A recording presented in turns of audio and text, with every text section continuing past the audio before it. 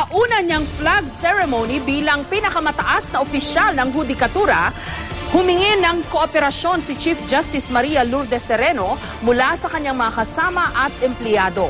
Handa raw siyang magtrabaho lalo pat anya, Diyos ang nagtalaga sa kanya sa pwesto. Live mula sa Quezon City, may report si Ruth Cabal. Ruth. Jessica, maliwalas nga ang mood ni Chief Justice Maria Lourdes Sereno nang humarap sa mga kawani ng Korte Suprema kanina. Nagbigay siya ng parang pep talk. No? Sinabi niyang handa siyang magtrabaho pero hiniling niya rin ang kooperasyon ng mga ito. Sa kanyang unang flag raising ceremony, magiliw na humarap ang punong maestrado sa mga kawani ng Korte Suprema. Giniit niya tila tadhana ang nagluklok sa kanya sa pinakamataas na pwesto sa hudikatura. Ito po, ang buong mundo ay testigo na galing po sa Panginoong Diyos lamang. Hindi po ito gawa ng tao. Hindi po ito gawa ng kahit sinong political bloc. Hindi po ito produkto ng paglalabi ng business or economic interests. Ngunit ang Diyos na may alam kung anong plano niya para sa ating bayan, siya lamang po ang nagtalaga na siguro po ay panahon na upang ibigay ang liderato sa isang kanyang abang lingkod. 6 lang sa 13 kasamahang mahistrado ni Sereno ang dumalo sa flag raising ceremony. Pero ang sabi ng ilang taga-Supreme Court, karaniwan hindi naman daw dumadalo ang mga mahistrado sa flag raising. Halos 2 dekadang magsisilbi bilang pinuno ng Korte Suprema si Sereno at sasaklaw ito sa 3 administrasyon. Handa na raw siyang magtrabaho pero may pakiusap rin siya. Excited po ako kasi may gagawin po tayong kakaiba sa ating hudikatura. Gagawin po natin, dodoblehin po natin ang energy natin sa ating trabaho. Makakaasa po ba ako na doble ang energy nyo? Salamat po. Maaari po ba natin hindi muna pansinin ang intriga? Isa na marahil sa unang ang inabangang hakbang ni Sereno ang pagsasapubliko niya ng kanyang SALN.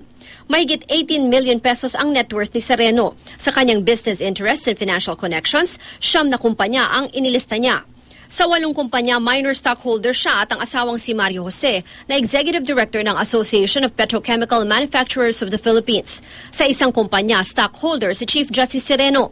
Pero kung titignan ang date of acquisition o connection ni Sereno dito, ang nakalagay taong 2000 hanggang 2002. Lumalabas na wala ng koneksyon ang mag-asawang Sereno sa iba pang kumpanya bago pa siya maitalagang Associate Justice ng Korte Suprema noong 2010. Pero sa nauna ng research ng Philippine Center for Investigative Journalism o PCIJ, lumalabas pa rin daw ang koneksyon ni Sereno sa Access Law. Sa pinakahuling General Information Sheet na isinumite nito sa Securities and Exchange Commission nitong January 2012, lumabas pang si Sereno ang may majority o controlling shares, 15,840 shares o 27.55% ng total common shares ng Access Law.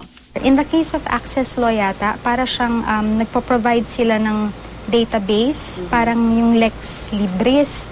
So, and syempre, si Chief Justice ay nasa Supreme Court, also deals with mga ganong bagay, legal work. So, doon dapat siguro tingnan natin baka posibleng magkaroon din ng conflict of interest. But that we have yet to find out. Alinsunod kasi sa batas, dapat iwasan ang sinumang opisyal o kawani ng gobyerno na magkaroon ng conflict of interest kung saan ang interes ng isang korporasyon o negosyo ay makakaapekto sa maayos na pagtupad niya sa kanyang tungkulin. Pag nagkaroon ng conflict of interest, dapat magbitiw ang opisyal o kawani ng gobyerno sa posisyon niya sa nasabing pribadong kumpanya o kaya ay mag-divest o isuko ang kanyang shares. Pero may paliwanag ang isang UP Law professor na pamilyar raw sa posibleng koneksyon pa rin ni Sereno sa Access Law. Why did she put it down?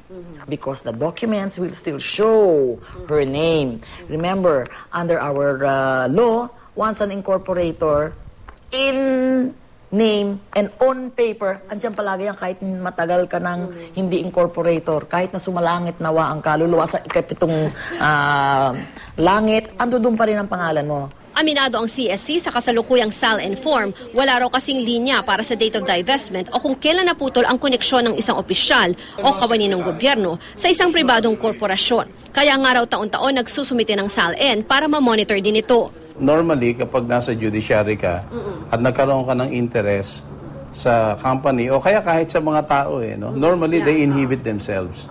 And the purpose of SALN is really for transparency, no? To show to the people that government officials and employees are in government for purposes of rendering service and not for purposes of enriching themselves. And just to prove to Jessica, dun sa sinasabing lumabas na ulat noon tungkol daw sa psychological test, itong si Sereno nagsabi na ang Judicial and Bar Council na iimbestigahan nila yan kung nagkaroon nga talaga ng leakage o hindi man, ano? At kung sakaling nagkaroon ng leakage ay kung saan nga yan ang galing, Jessica. Okay, related to that, Ruth, paano naman tinanggap itong statement ni Chief Justice Sereno about her appointment na galing sa Diyos? Jessica, ang nakita lang naman natin na reaksyon ng ibang empleyado dyan ay medyo maganda rin naman yung kanilang mood. But of course, even before, no, kahit yung mga dati ng pronouncements, may ilan pa rin na, nagbabatikos dito kay Sereno doon sa kanyang mga pronouncements na pagdamay sa Diyos. May ilang groups and other officials or politicians rin na nagsabi na ng tungkol sa paggamit niya doon sa Diyos at sinasabi nga nila na baka daw nga maging liability dyan. Pero ang sinabi kanina, isa si Senator Chis Escudero na member din ng Judicial Bar Council, nagsabi na hindi daw niya nakikita na magiging balakid raw sa panunungkulan ni Sereno yung paggamit niya ng relihiyon, Jessica. Okay, maraming salamat, Ruth Cabal.